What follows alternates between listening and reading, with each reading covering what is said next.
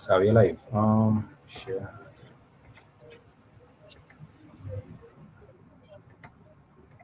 So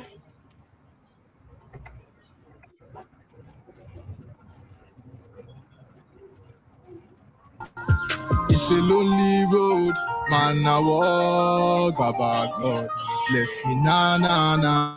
Every night, walk and pray, say Baba God bless me, na na na. Got my mind over matter, yeah yeah yeah. Yeah yeah yeah. Got my mind over.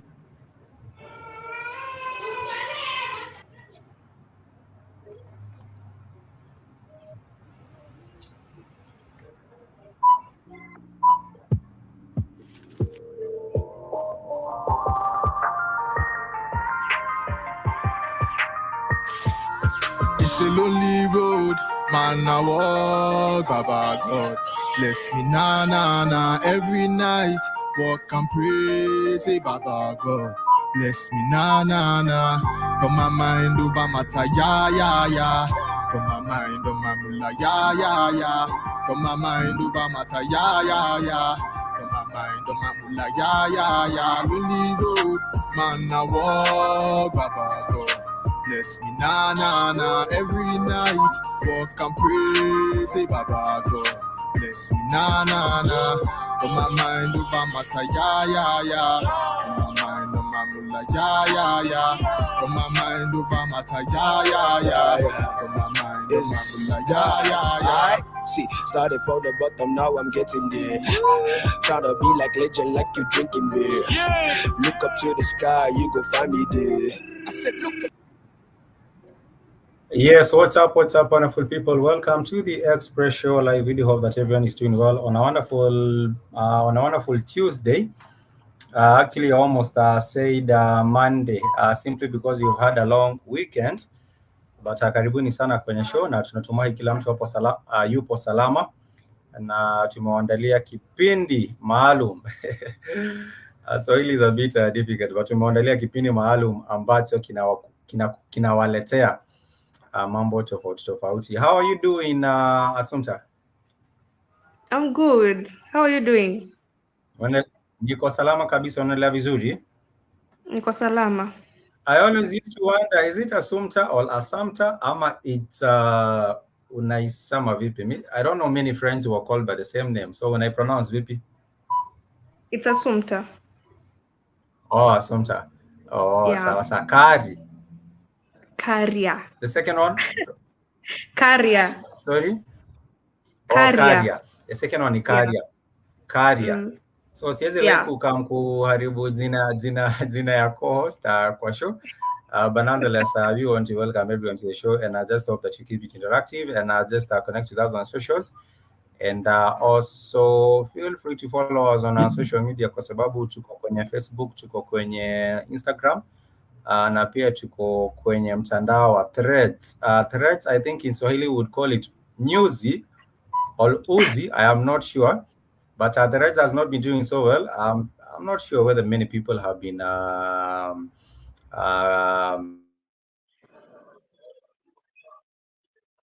but nonetheless, I might be wrong. So, Assumpta, we have had a long weekend, which was a Mashujaa weekend. How was your weekend? Imekuwa vipi? Imekuwa salama. Just this motion of Gachagua is. What was the highlight of your Mashujaa? Hey. Come again? I don't know. I don't know if I'm the only person who doesn't think that Mashujaa is like a special day, especially at this moment where tuko na impeachments. Katika. I think it's unfortunately tuna katika sikusikii vizuri. Nanisikia? Sasa nakusikia. You're saying your Mashujaa weekend? It was okay. But the motion of impeaching Gachagua, it's everywhere, especially to us Mount Kenya. Mount Kenya, watu ambao two sides of Mount Kenya East and Mount Kenya West. So there were people who are very, very much happy because they were saying, oh, now we have an opportunity for one of our own to be elected, Kithure Kindiki, that is Mount Kenya West. Lakini ukienda hii side ingine ya Mount Kenya East, watu hawajafurahia sana because they saying this is a big act of betrayal. Now we gave you votes and things like that, and now you have done what you have done, and this particular issue of but nonetheless, for the show today, we shall be focusing on matters youth and matters entrepreneurship. We understand that so many since COVID came, that was back in 2019. Watu wengi sana walijipata kwa situation tofauti. One of the situations being unemployed or jobless. Remember in December 2019, and then December 2019 and January 2021, watu wengi sana walipoteza makazi. And I think just last year, that is when people have started recovering kidogo, situations looking like they are going back to the normal pre-COVID times. So for you, Assumpta, I would have a question for you.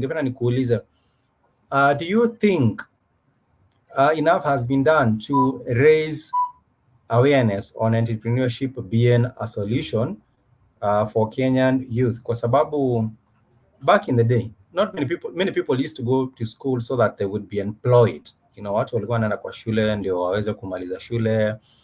They get white collar jobs kwa makampuni tofauti. But then again, you realize that there was that particular element of just people looking to succeed in school so that they can be employed. Do you think enough is being done to also highlight entrepreneurship as an alternative or as a solution? That is my question for you.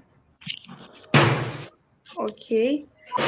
I think there's a big difference between right now and back then. Although, bado hatujafika ile kiwango ya ku-address more about the entrepreneurship. Ndio. But hatuko penye tulikuwa kitambo. Yeah. Like nowadays, so many people are going to school. Yeah. And after that, they start something small, kabiashara. Yeah. They raise themselves. But kitambo, ulikuwa unaenda shule ndio uende uajiliwe kazi, and you find yourself umekaa nyumbani more than 5 years without even employment. Yeah. But when you compare back then and now, there's a big difference. Though hatujafika ile kiwango, the awareness is not all that big. We need more awareness. We need to empower people. We need to address them. Yeah. That this entrepreneurship is the only way. Yeah. Okay, no, it's the best way for you to grow and not find yourself at the backside kama COVID season. Nakubaliana nayo vizuri, nakubaliana nayo sana kwa sababu if you look at even the curriculum from what can I call it, curriculum ya kitambo haikuwa na emphasis sana na watu kujitegemea na kujiajiri makazi. That was the older curriculum. But from what I do understand, from like now the switch up to the CBC, the CBC is addressing the issue of looking at personal strengths of a student. Kwa sababu mwanafunzi anaweza kuwa hana, they are not very good at this particular area, but they are very talented in another different area. We might look at even co-curricular activities ambayo unaona like maybe mtu wako mzuri sana na things like co-curricular activities, maybe sports and other things like that are related. But back in the day, focus was only given to scoring high grades in maybe, for example, particular subjects. And the issue of the co-curricular haiko inashughulikiwa sana. But I think I would say there is a bit of a switch in the mindset of not just the makers of the curriculum, but even the stakeholders of the education sector. Tunaongelea kuhusu wazazi, walimu wenyewe, wenye mashule, employers and things like and other stakeholders like that. I think kumekuwa na that bit of a change in the mindset. But when it comes to issues of entrepreneurship, we know that the definition of entrepreneurship has to do with bringing resources together. And one of the definitions that has been given is the activity of setting up a business or businesses taking on financial risk in the hope of making a profit, So this is now bringing together elements of production. Another letter elements of like the labor itself, the capital itself. You might also bring in elements like land and things like that. But if you look at the local, in your local area, Sumta, ukiangalia ni changamoto gani ambazo zimefanya watu especially mavijana wasihusike sana na entrepreneurship according to you? I think it's all about the capital. Unaona mtu ako ile like ayuko ready to take the risk. Yeah. So unaweza pata amepata capital lakini this person is a friend that he might start a business ikatae ku catch up. Yeah. Then seme maybe he rent somewhere, then afungue biashara, and then within 2 or 3 months he finds himself that hii biashara bado a peak venye alikuwa expect. So like he's not that ready to take the risk, so unapata ame lose up mapema, and then he said let me close this shop and decide to go to involve himself in other businesses or maybe drugs or maybe anything else. Unakatika katika kidogo. I think you're getting cut up. Sijui kama ni internet yangu ama it's on your side, but unakatika katika. I think it's your side. So sijakusikia the last. Oh, maybe it's on my side. My side, siko sure. Like they are not ready to take the risk. I agree with you 100% because when it comes to like taking the risk, not everyone is ready to step out and face the risk, because you bring together maybe a new idea which people have not gotten used to. Maybe perhaps you bring in a new product which people are not used to, and therefore you might think that the risk is maybe perhaps way too high. But according to myself and from what I have heard around and from what I have seen around, kuna challenges mingi sana za getting into entrepreneurship. One of them is selecting which product or service ambayo utaweza kudeal nayo, because you might sit down na uandike kwa karatasi, you say that this is what I want to deal in, or you might write a list of things that you might want to offer in the market. But then again, kucircle down into one, ndo ukubaliane sasa this is the final one yenye sasa nitasettle nayo. There is that particular problem to young entrepreneurs of selecting the product or the service. Unaona kwamba mtu haja make up mind kabisa. Is it, do I want to set up a car wash? Do I want to set up a salon? Do I want to set up a beauty store? Do I want to set up a grocery store? Do I want to sell thrift items like the clothes and kofia bags and things like that? So I think that is one of the biggest problems ambayo watu wanapitia. And yes, like you did say, risk, being ready to take the risk, I think that is a big problem.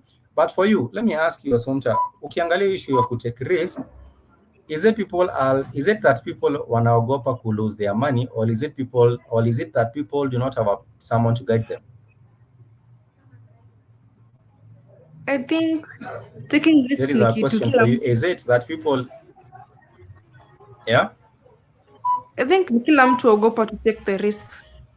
So unapata maybe the bills, uko na bills, you have your own responsibilities, and then the work is not all that catching up. So unapata uko held up, like you don't know what to do.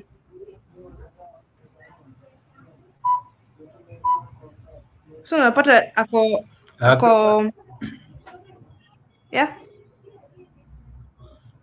I think that is also a challenge. But kuna watu wengine ambao wamesema that they would love to get into entrepreneurship, or they would also love to risk, lakini hawana funds za kuanzia, lack of a startup capital.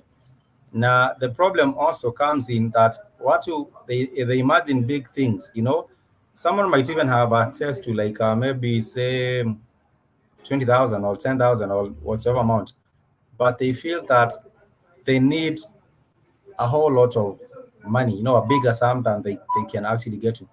So there is that element of establishing or getting the startup funds, establishing the funds to start.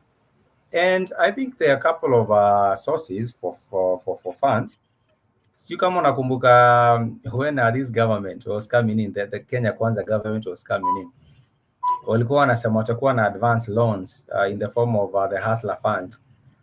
For you, Assumpta, did you see kuna watu uliona ambao wame access zile loans wakaanza something like a small business and or maybe someone you know or someone who knows someone that alitumia Hustler Fund akaenda set up something and it has been working out for them? Tell us a little bit about that. What was your opinion of that sort of a fund? I think Hustler Fund was a good idea. Like now, you know, as Gen Zs, how they take things like everything is a joke. But there's this lady, kuna ile portion napeangwa kwa Hustler Fund. So this lady alipeangwa 500, you know that limits. Yeah. So it took that 500, maybe una withdraw kitu for something. Yeah. Akanunua crate ya mayai. Yeah. So akaanza kuchemsha mayai na kuzungusha. Of which was a good idea. Yeah. Na the more alikuwa anauza, the more ana grow, and the more the business became ika grow. Unaweza kuwa kuna 400 and that 400 can make you start your own business. But bado Asimi alipewa 500, si ndio? Asimi alipewa 500. Asimi alipewa 500, then una withdraw 470, si ndio? For this 470, maybe crate ya mayai ni how much? Ni around 360 or thereabouts, siko sure, but I'm assuming it's around 330 to 360, around 350. So kama alikuwa for 470, ametumia 350 kubai the tray ya mayai. You also need kachumbari na unahitaji chumvi, na I think alisqueeze kabisa, but kama alimanage kuchukua tray ya mayai and akafanya like kuzunguka nayo. So how did the story go? Iliendelea aje? Did she start kama kulienda aje? Alikuwa anazunguka? Yeah, alikuwa anazungusha. I think sasa ako na something small, like nowadays azungushi. Alijenga kakibadaski. I think that is a rare case. Hiyo ni moja, but that is one of the rare cases in which Hustler Fund at least imesaidia mtu kufanya, cause the amount, I understand for many people walisema ni ndogo sana. 500 would not have been able to do a whole lot of businesses. Yamayai, maybe she was determined to succeed with that particular 170. But nonetheless, I think one of the ways in which maybe people can raise funds maybe through loans. Loans. Hustler Fund, of course, ni loan and the loan moja. But then again, also without a history of having done business, inakuwa pia ni ngumu sana kupewa loan. It becomes a bit of a loan. And also, if you look at other financiers, for example, go to think about mobile money loans, for example, Tala. What is that? The name of this other one? Ilikuwa popular more than before Tala. There's another one. Before Tala, there's another one. Before Tala. Mobile money loans. Yeah. Ile ilikuwa ya blue. It was a blue one. I can't remember what was the name. Yeah, but I would love to hear success stories from people who have taken loans from those particular platforms and made a whole lot of money. Because maybe some of them have taken the loans, they have started biashara ya kuuza viatu, maybe biashara ya kuuza mayai, maybe biashara ya kuuza manguo and other things like that. But nonetheless, there's also another challenge which I would like us to talk about, which is developing a sales strategy. Of course, maybe you have kidogo money, uko na some money. Maybe you've gotten a loan for like 15,000 or 10,000. You started a small business. The next thing becomes selling. You're selling a product or you're selling a service. Most people have had talk about the challenges or like even getting a sales strategy or a marketing strategy inakuwa a bit difficult because people with their circles, unaanza na mabeshte, unapigia Assumpta unamwambia ni aje nauza viatu za madem, utabai kuna hii size yako ni nini. But then again, sustaining that marketing strategy very rising But what is your opinion about marketing when it comes to like now starting a business? You have decided to take up the risk, and then you decide, apart from that, you have now gotten kidogo money, a loan, or some other source of funds from your family or whatever. Now, when it comes to marketing, what is your opinion when it comes to marketing? How can young entrepreneurs get a way forward in terms of marketing their products or their service? Okay. According I to think you, yeah. okay. According to me, I think before even marketing, kuna this youth Yeah. empowerment. Okay.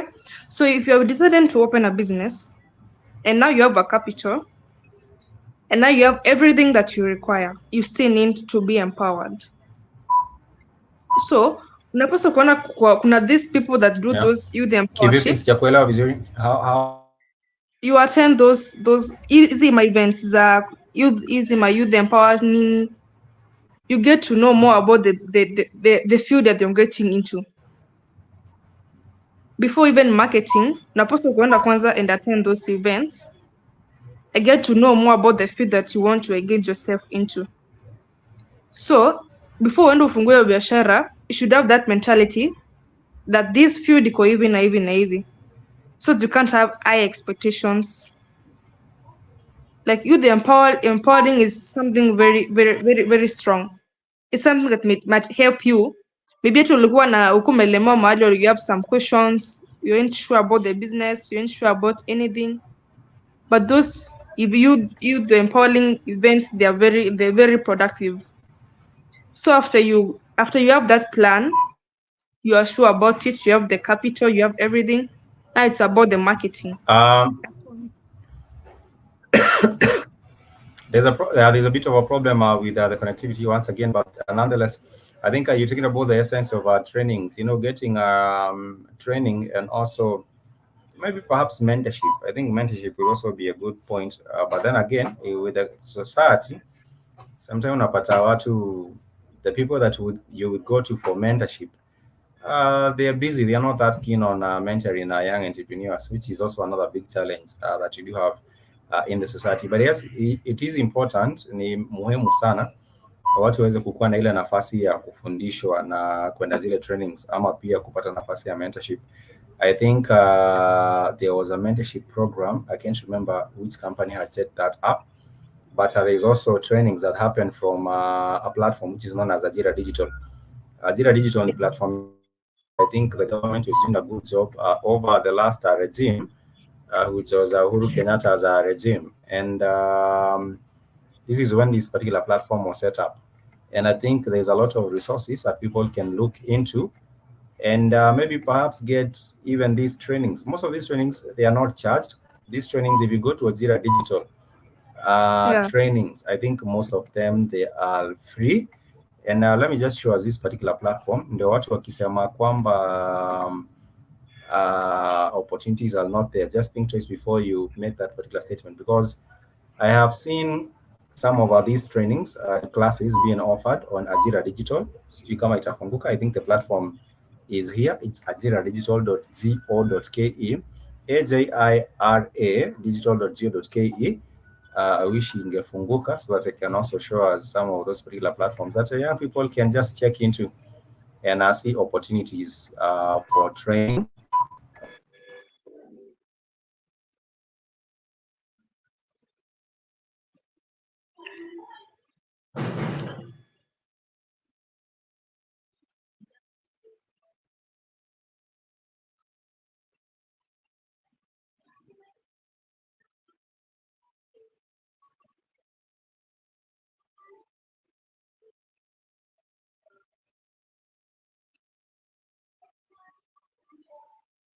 Hello.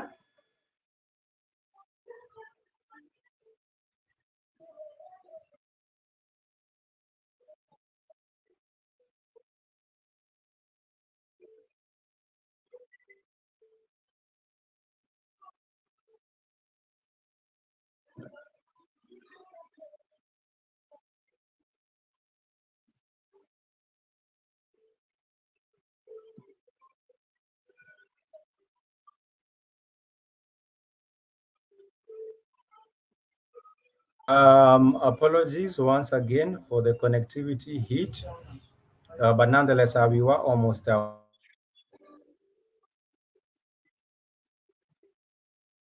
attention this particular platform, which is known as Ajira Digital. So, guys, make sure you head over to that particular platform. It's a government platform, and you can be able to check it out. Assumpta, do you know about Ajira Digital, the platform? Yeah. Yeah, I've interacted with some. Have you signed up?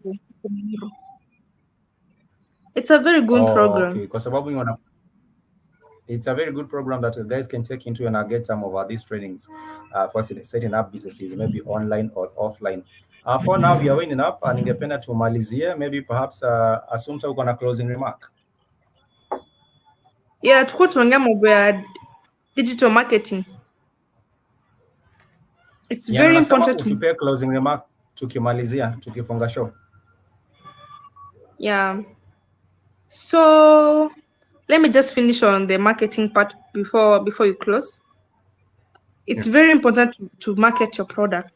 I'm a marketer, and I think the digital marketing, like especially online social media, it's a very big space for you to market your products. Yeah. So the more you push your product, market it, tell people more about it, I'll make the awareness of the product. It's a very good thing to market your products. I agree with you 100%. And also, when it comes to training opportunities, please check up for training opportunities in terms of marketing and other areas, even digital marketing. Inawezasaidia sana for young entrepreneurs who just want to get some more information and knowledge. And even the other Google, which someone can be able to approach and check them out. I want to thank everyone who was checked in on this particular show, the Express Show Live. Thank you so much. We shall hope to continue with a much more conversation next Tuesday, right? Assumpta, si itakuwa ni next Tuesday, ama? Yeah, every Tuesday itakuwa hapa. Yeah, so we are hoping that next Tuesday we can pick it up and just have more conversations about entrepreneurship and young people, how we can be able to help each other out and just see ways of sharing platforms and opportunities all the same. Nonetheless, for now, I want to thank everyone. Asante sana. Till next time, much peace and love. I want to say kwaheri, bye-bye, akwarana. Till next week on Tuesday. Bye. Bye.